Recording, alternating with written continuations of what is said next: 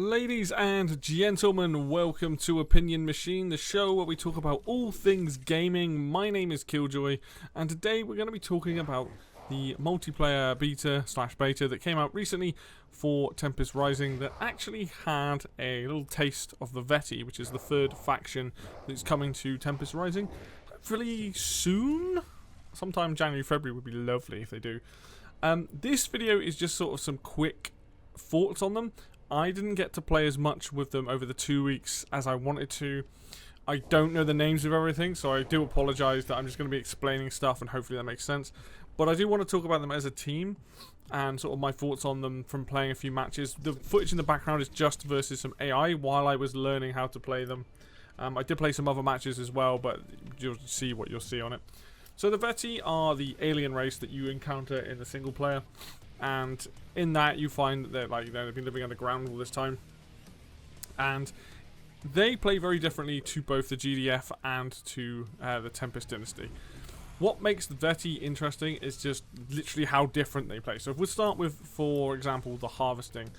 The other two factions, they go to the Tempest, they harvest the Tempest goes away, it recedes, you have to keep moving around making sure that some Tempest fields recover, so you can reharvest them, but for the most part you need to think about expanding.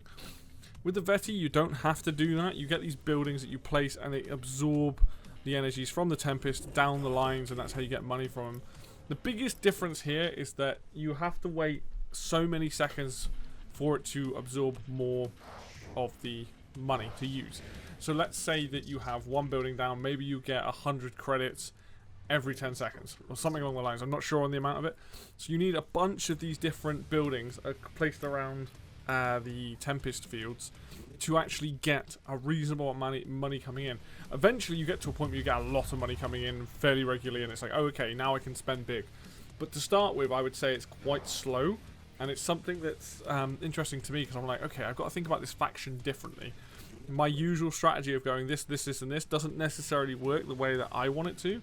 And maybe with this team, I've got to play a bit more defensively at the beginning. I don't know how true that is because I can only go off my experience so far. They might be a lot more aggressive. But I like to play quite defensively to start with, get a few of these buildings down to be able to harvest and get that money coming in at a fairly steady rate. So that's one huge difference, is that you have a completely different way of harvesting, and you never remove the Tempest. So if you do expand, you can just they can basically take over a ton of the map and stop the opponent. So a big part of this, I think, playing against them is taking out their harvesting ability, because at least with the other guys, and especially with Tempest, is the Dynasty, you can pick up your harvester and drive off somewhere else, which is pretty useful. Then you have one of their main mechanics, which is the idea, I can't remember the name of it, but basically when you kill infantry units, you can turn them into enlightened, and they can be used for one or two things. They can run in and blow up and do damage, or you can send them back to your base and use them to upgrade a certain building. It's a really interesting mechanic. It's weird how this race kind of is very Protoss / Zerg from StarCraft 2 and StarCraft. It's kind of an amalgamation of elements of those into one race. But it's a cool, fun thing. So if you're playing against them, you don't want to be fighting enemies that are going to kill off your infantry, because if they have this particular aura, they will kill your infantry and summon them at the ground basically to re-rise, which is kind of annoying because you're like, oh no, they're getting free like zombie units. But what's cool about the Enlightened is that you also spawn them back at base. Now you have a unit, it's a flying unit, it looks like a big circular thing with things spinning around it, and that can pick up the Enlightened and move around. That particular unit is also can sacrifice an Enlightened to build this tower that can attach itself to various buildings, and it can give it buffs. But the primary reason for doing this is to increase your tech, and also to use the Enlightened to upgrade this building to also increase the tech and for it to affect more buildings. It's a little bit complicated. It took me a bit of time to figure it out, but the idea is that, let's say you have what is normally your radar station for the other teams. That building for the Veti, if you attach one of these buildings to it and you upgrade that building, because you've got the basic one and 2 more stages of it, when you get it to stage 2, that will unlock more infantry or more vehicles or more aircraft for you to use. And so it's their way of locking tech behind things. It's a bit more specific with the Veti, and you can't just rush straight to the end game stuff, because it does take time, it takes resources to get there, which is an interesting way of doing it. So their whole like tech path and things like that seem fairly interesting, like figuring that out, because I think their units are pretty strong. Their basic infantry, I think they fire like a grenade type weapon, are very good against buildings and they're very good against infantry. Not so good against vehicles. And then they have these guys with shields, the shield lasers, which are really good against vehicles, but they're not so good against anything else. So if you've got a combination of these two things, they're pretty alright. But getting out of that tech, of that basic tech, into something else can be quite difficult if you don't know how these tower buildings work and how to attach them to the correct building. So there's so much going on with this faction. It's like, oh god, this feels very alien intentionally, but they do seem pretty good. And then, so yeah, you get access to the higher tech from doing that. And then one thing you will come across is that certain vehicles that they have ammo, or what would be the equivalent of ammo. So they have like a blue bar, and they fire a bunch of stuff, and then they have to wait and reload. Similar to how the I think they're MRLS things that the Dynasty have, like big rocket launchers. They have an ammo bar, it goes down, you have to wait for it to recharge. A lot of Veti units seem to have this, which seems fair because a lot of units seem really strong. But it makes sense, it's their way of being balanced. A lot of the time you kind of fire, they like either harass and then leave, or you need a mixture of the units that don't have that. In terms of like their units, the one thing I was struggling with is trying to remember what does what. I kind of got the two basic infantry guys down, so like I said, you got the guys with the grenades and the guys with the shields, and that's kind of a good amalgamation of anti-infantry and anti-vehicle. And so you can deal with a lot of stuff with them. They are quite weak and they will die to anything that's anti-infantry, fairly straightforward. But as you go up the tech tree, you get like some crazier and crazier units, as you'd expect. I haven't played with all of them. I think I played with most of the infantry stuff. That all seems a lot of fun. I played with a bunch of the different vehicles.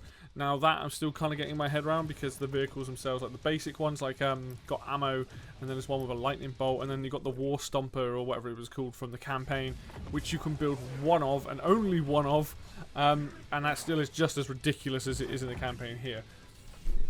There seems to be a real good mix of just like the way they're handling this, like how these units work and what they work with. I will have more thoughts on a lot of that stuff when they come out and when I can sink more time into it. But from right now, the team seems like, here is a faction that seems like late game would be very strong if you can get there. Seems like rushing down and getting rid of their harvesting abilities, because the way that it works, you get so much stuff over like time. It's not like you can build like multiple harvesters and suddenly you're getting loads constantly. If you can stop them from getting too many of those buildings down, you're really going to hamper their money production. And it doesn't seem like they're super early rush, but it does seem like most of their units are incredibly powerful and they do a lot of damage and they're very good in numbers. So I need to, when they do eventually release this, I do need to spend some time playing against them, like just sort of skirmish or multiplayer, and then playing with them to try and understand more of their mechanics.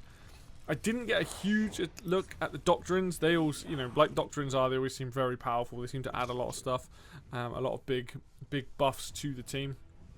The air units seem pretty cool. They got like fighters. They got like more of those spinny ship UFO things. They seem like a really fun faction, and they do play very different to the other two. I know that there are differences between GDF and Dynasty, but they're kind of more traditional in terms of like how they play, like a Command and Conquer game, whereas the Veti are not. I guess similar to Skrin and Command and Conquer 3, because this game is it seems very heavily inspired by that.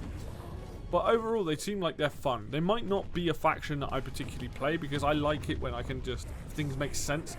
Playing like human teams, it's very obvious, like I need this, I need this, I need this, bum bum bum bum bum. That's why I like GDF a lot. GDF makes sense for me. They have their own mechanics. I also like Dynasty as well, to be fair, but I much prefer GDF. That makes sense in my head for what I'm doing. But Veti, overall, first impressions seem really good. When I get a chance to go hands-on with them more, I'll do a bigger analysis on them as a faction, on their doctrines, on what their units do, all that sort of stuff. But right now, all I can say is that they seem like they're quite powerful, but we'll soon see. Like, I didn't even get a chance to use their like super weapon or anything like that. That's a whole nother fish that's come into these games with the super weapons and how they work and things like that. But we'll cover that at a later date when this faction comes out, and hopefully they have their own campaign, because that would be really fun. But yeah, that's going to do it for me today then, guys. It's a shorter video, a quicker video on the Veti here. If hopefully you guys had a chance to play them when they were out. If not, let's just hope that these guys are going to give us a release date fairly soon, sometime in January would be lovely to get our hands on that and actually be able to talk about them and play them more, things like that. So if you like the video, hit the like button, helps out a ton. If you want to see more content like this and going forward, hit the subscribe button. And until next video, I will see you then.